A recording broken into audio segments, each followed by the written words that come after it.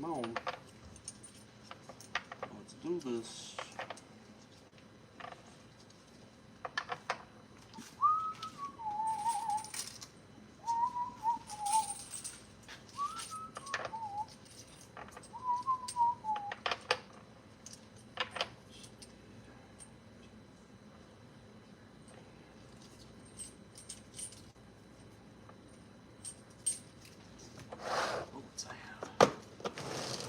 Take a look. Supersonic.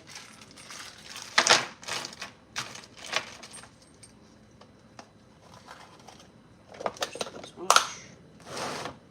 Okay. Let's do 30. We are doing some reloading. Finish my brass prep. Do 30 rounds. Supersonic 300 Blackout. That's 110 grain. Polymer tip. Start with 30 300 Blackout. Prepped brass. Cleaned it today. Reamed the pockets. But we need to load these things. So start by getting my dies out.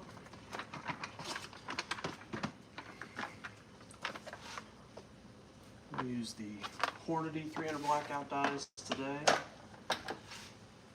I also finish all of my loads with Lee. This is a factory die.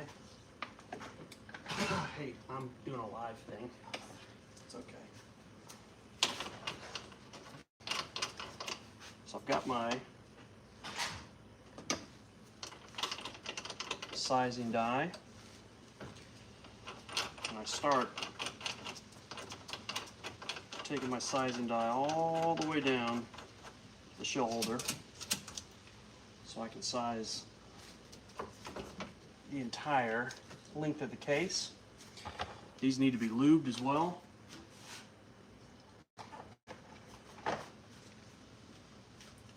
I use Imperial sizing wax. I just find that it's really easy to use. It doesn't take a whole lot. Get this can open. Jeez, please, come on.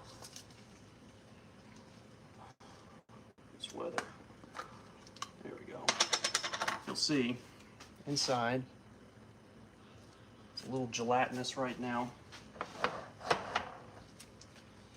Some of that's just from the weather. It's hot and humid here in Texas. So what I'll usually do is take just a little bit, and I will get just a bit on the base of each shell. Doesn't take a whole lot on the case. So instead of going back for more, I'll just use what's already on my fingers. There's way too much already.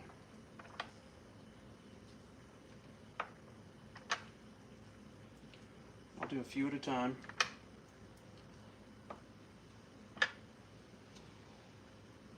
What I do, just get the base. You don't want to get it all over the neck, or you might get deformities when you ram these cases up into the die.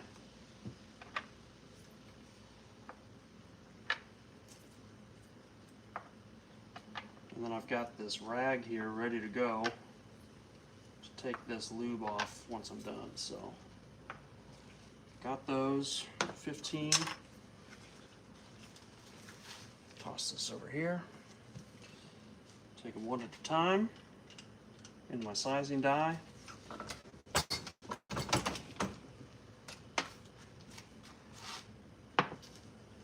Toss it on there. Let me find a good deformed one and I'll show you the difference.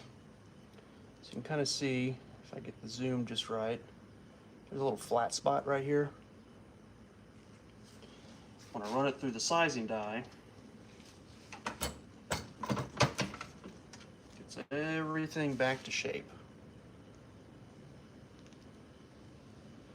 And if I didn't lubricate these cases as well as they should, there's a possibility they'll get stuck in the die itself, and that's no bueno. That's not fun. So, got these lubed, gonna size all of these.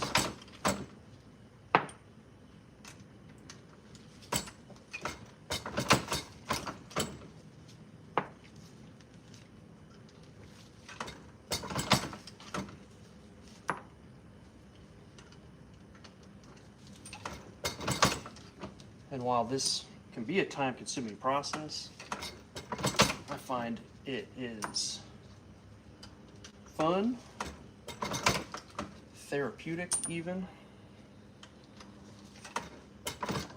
and while it probably doesn't save me a ton of money, there are certain cartridges that really, it is pretty economical compared to buying these factory loads, and I think 300 Blackout is one of those. Thank you for subscribing, Winder. Thanks for watching. If you want to learn how to reload, I am happy to teach you at least some of the basics. This is one of those sciences that I highly recommend you do your research on before you get into it.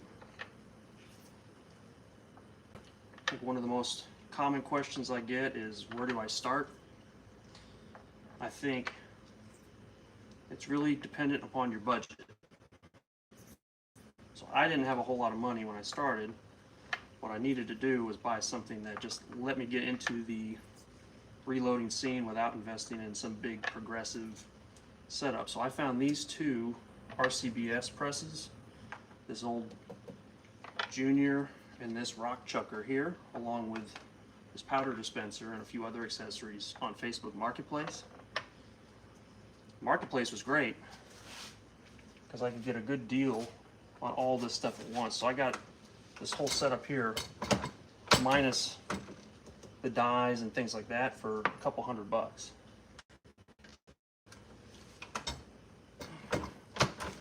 You would be hard pressed, pun intended, to find any of this stuff for less than $300 or $400 if you're trying to buy like a kit. So I'll show you again for those that are just tuning in. Here is an unsized 300 Blackout case. You can see a little bit of a deformity just from firing the case initially. Who knows, I probably stepped on this at the range. I've got it lubricated and I'm sending it through sizing die here. Now you'll see case is back to its initial form. Well, I'm going to make 30 300 Blackout 110 grain polymer tipped varmint load cartridges, and then I'm going to go out to my property tomorrow and hopefully catch a wild hog or two not paying attention. I'll see what I can do with these things. I happen to have property that is not super flat or open. There's a lot of trees, it's very wooded. So I think 300 Blackout in a short setup like I have in my AR pistol is really good because it gives me a lot of punch without having really a big setup like a bolt action or something else. I have all those things, but for the sake of what I plan to do with these particular ones, which is hopefully come out of a clearing, find a group of hogs wallowing somewhere and open fire in a semi-auto capacity, and that will help me. I think, in that way. All right, so got my cases sized. There's 30 of them. I'm gonna try and get all the lubrication off the best I can. This wax that I use, you saw I didn't have to use a whole lot. I mean, I've had this for over a year and I've barely put a dent in it. But it sticks just a little bit, so you want to try and rub as much of this out of there as you can. I do want to do a little bit of prep work here, and I'll show you what I'm going to do. I need to get my Frankfurt Arsenal case prep guide going. Let me turn this camera so you can see. Try to do without. So this allows me to do some prep work on these things. I'm going to chamfer and deburr and then ultimately clean out these cases. Let me get my pliers because these things like to stick.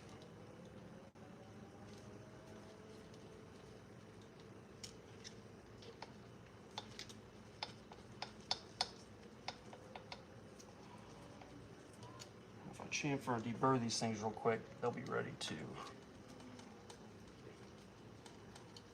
move on to the next step.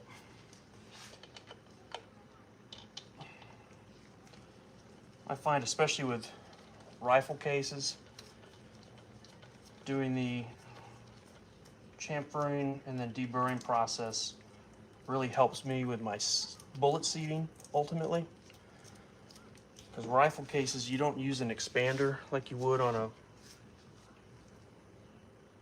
pistol case.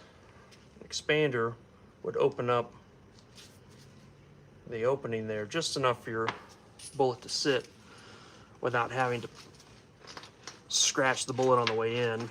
But with these rifle cartridges, you don't have that luxury. So I'm gonna take just a little bit off the inside through this chamfering process,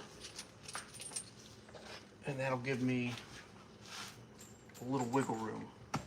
So I'm all prepped. I'm gonna turn this on. It's a little loud. Get you a slightly better angle. Cleaning stuff out of the way. And I take two at a time usually, one to the left, one to the right. The chamfer process takes a little bit out of the inside of that case. You see that really kind of clear line. Here's non-processed. There might be an old chamfer spot on there, but you can really tell a difference still. After you chamfer, I run it through the deburr process. And then this little cleaning rod too. Just a little bit of case prep. So again, here's unprocessed. And I'll see if I can show off that chamfer line here in a second.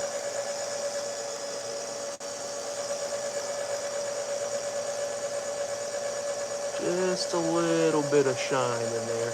It just takes a bit of the brass off the neck.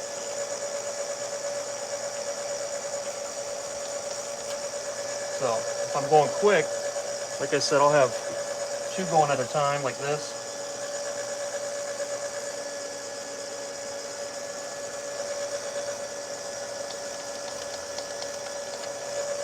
I think for the sake of this video, I'll try and knock out all 30 of these just like that. Chamfer, deburr, chamfer, deburr, clean it out. Clean it out.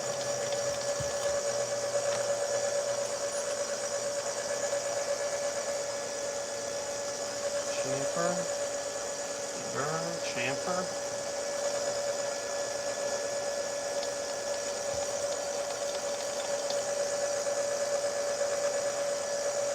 Brass prep takes a little work. I find the more of it that you do, the better your hand loads can be. taking the time to do this right makes all the difference. Sorry if I don't answer a ton of questions. I'll try and take a look here. Let's see. Kevin, I have not gotten into annealing quite yet. I'm still looking for the annealer that I want. I've seen a bunch. I've seen them as low as a few $100, and then I've seen them as high as $1,000. And, you know, I'm not doing a bunch of competition cartridges and stuff. A lot of this is for either hunting or plinking, depending on the circumstance. But I do think annealing would, especially with some of these cartridges, give me a lot more reusable cases to go through over time. Strengthen the neck.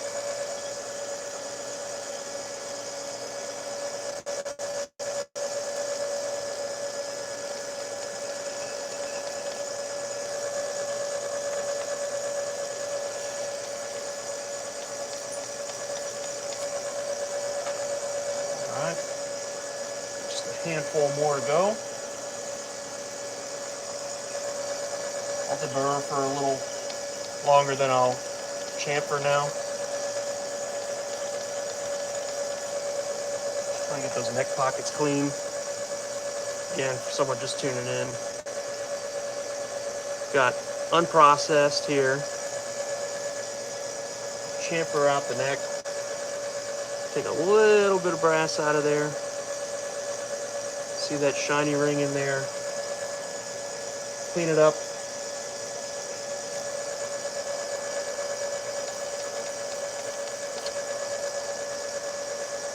Cases are almost prepped.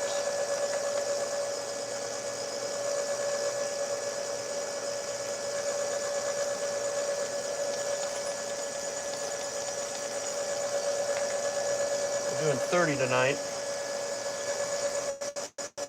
Full magazine, at least here in the state of Texas.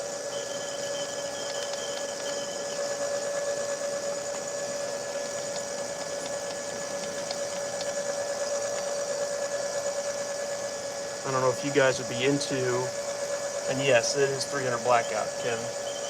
I don't know if you guys would be into this, but I have one of the Zepp reloading case cutters. So I've been taking old 223 brass and cutting it down and then necking it into 300 Blackout. And it's a cool process. 300 Blackout brass isn't necessarily any more expensive. I mean, buying new brass is buying new brass, but I like to reuse brass out of factory loads.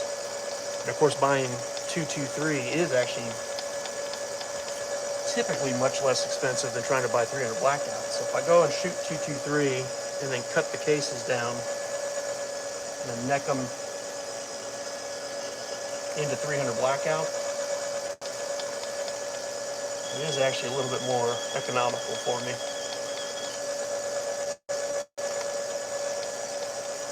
Two more.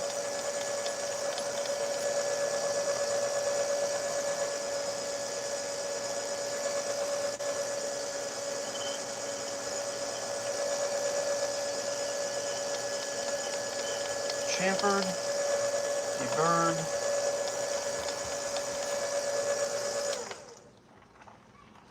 Ready to load. Get the camera angle back. Next, I'm going to get these guys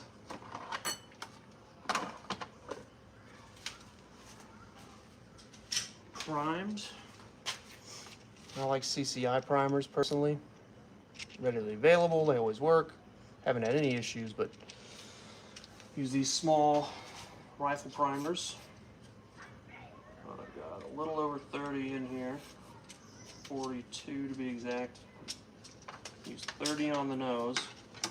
That's what I do, using all this RCBS stuff. The RCBS tray has these little grooves in it, as you can see here. Those grooves let you flip these cases into the right direction. So you'll see they're all kind of on there wonky right now. I'll take my 30, and all you got to do is give it a little bit of a, let's see if I can do this here, a little back and forth. Now they're all facing the same direction. Put the lid on, flip it, and get them all in the middle. Now they're facing the direction I need in order to use the universal priming tool. Just a long tube. They make a small, they make a large.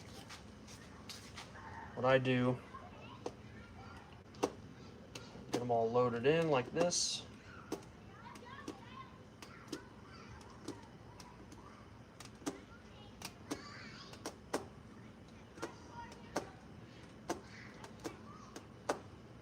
Nice and slow, so you make sure it seats the correct direction. You don't want them going in upside down or sideways. And then I find that the last one always sticks. So you heard the rest kind of float down into the tube. That last one's kind of stuck there. I'll typically keep my pocket knife handy just for this. Very gently. I'm not trying to detonate it. Push it down in just a tiny bit. It floats down in there. This pin is keeping them in the tube. This is my small setup here on the junior side. I've got a large over here on my rock chucker. So now that I've got 30 in the tube here, my cases. Pull the pin here. They float down to the bottom. I'll take an unprimed case, put it in my shell holder, bring it to the top, and then it's hard to see. I might move the camera here in a second, but the plunger here has a little cup, and as I pull the cup towards the universal primer, one of those primers seats down in there. All I got to do is lower the ram. It seats a primer for me. I'll usually give it a visual, give it the old finger test. And once you get used to this process, I really find this thing super reliable in seating. As long as you have your primer cups, your actual open area on the bottom of your cartridge prepped and cleaned, I have no issue seating. Every once in a while, if I have a particular military load, like a 5.56, and I didn't clean it out real well, they'll have some residue around the edges where the primer's supposed to go. The primer won't seat really easily. I might have to jam it in there, and I don't like doing that. So, as you get going, if you have any issues, I always take a look. If you're first starting out, I'd recommend you look at every single one. It might help you find any anomalies, things like that. But once you get used to the feel of it, like this one is having a difficult time seating, so I'm going to take a look at it. It went in,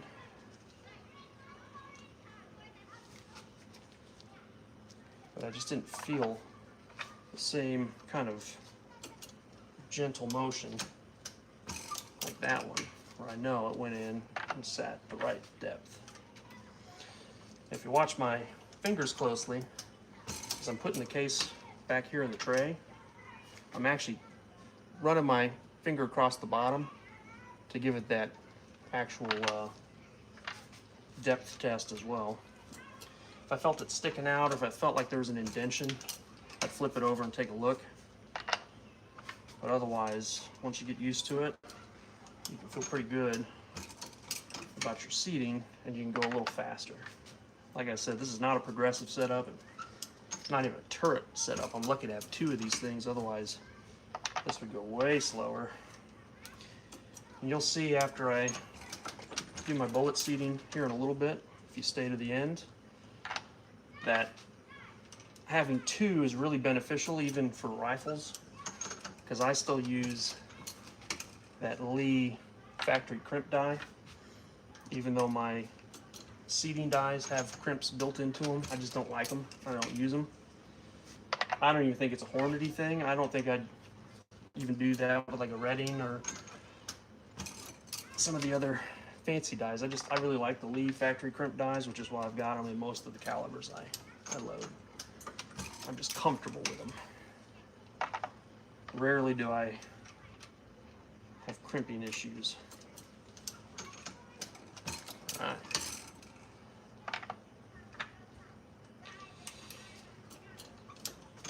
I do recommend safety precautions. Setting a bad example here. Normally I wear my safety glasses. I did not do that. But you can imagine inside this tube are a lot of little bombs waiting to go off. If you've ever seen a primer go off by itself, it packs a punch. These are not Magnum, but Magnums especially. That one sat a little funky.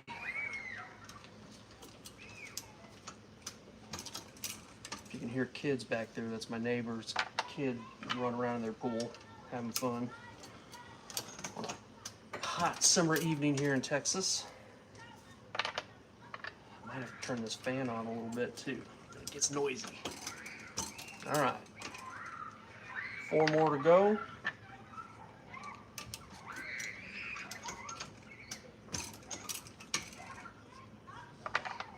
Huh. Yeah, Jim Beam is definitely on that counter over there. It's another safety hazard.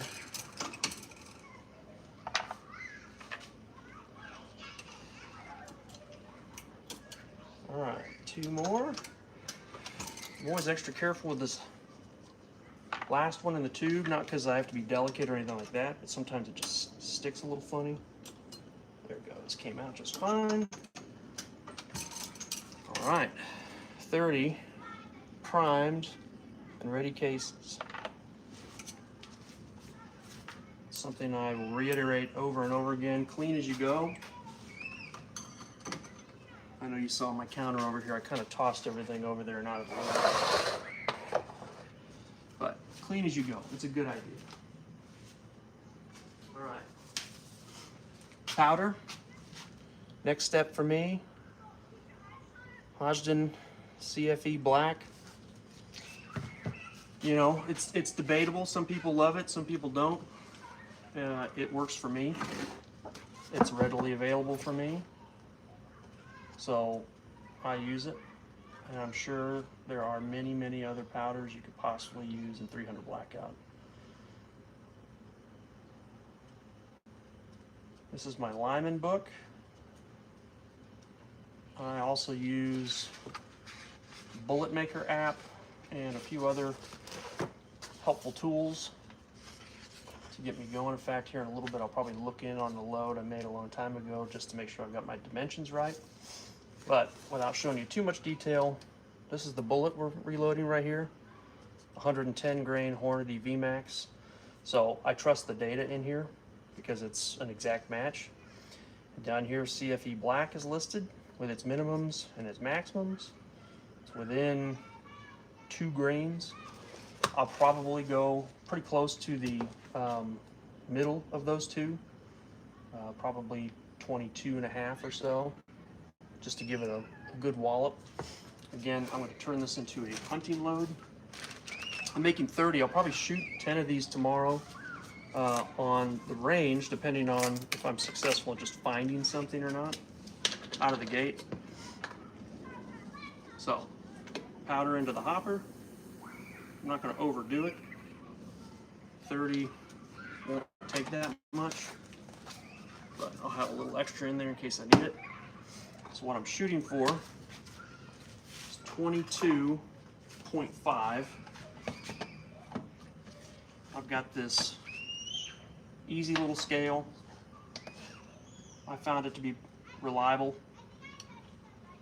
It's not the fastest thing in the world, but I'm less worried about the scale being quick than I am it being accurate. And you'll see why. I'm going to load directly out of this powder hopper once I get the load right. Oops, skipped a step here. So, powder's in. It's going to be way too much. I can already tell. Yeah. Came out to 41.8 grains. So I'm going to tighten this thing up several turns. Leave that off for now. Dump the powder back in there. Another load. Ooh, pretty close. That's 24.9 of CFE black. If I were to use that, I'd be over my maximum load by 1.5 grains, which is too much. So I'm going to tighten that up another turn. All I'm trying to do is find, all right, so that's the max. That's 23.5 grains of CFE black, so I'm pretty close. Some people like to start at the max. I don't. I always have reliability, feeding issues, pressure issues, things like that when I go to the max. I'm closer now, 22.8. Again, I'm going to tighten it up a little bit. I want to hit 22.5. Split the difference. I'm so used to loading to the minimum, but a lot of that's just plinking ammo. 22.5. So that's 22.5 grains here. Ooh, you guys subscribe. I've hit my viewer limit. That's weird. I will measure these a couple times in a row. 22.4. Back out a tiny bit. And I'll check the scale, make sure. Yeah, I'm pretty close. If I get 22.5 a couple times in a row, which I'm off by 1/10 of a grain at the moment, that'll feel good moving it forward. 22.5. One more test, and I'll show you the secret to the success of this thing. 22.4, I feel good about that. All right, now that I have this thing dialed in, everything's tight, I feel comfortable, I can load directly into these shells. So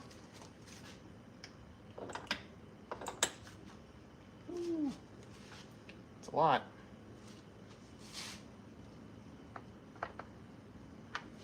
These loads get compacted. 22.5.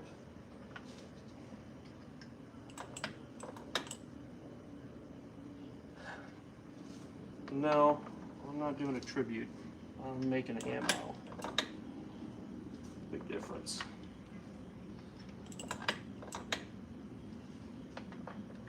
Find today's climate doesn't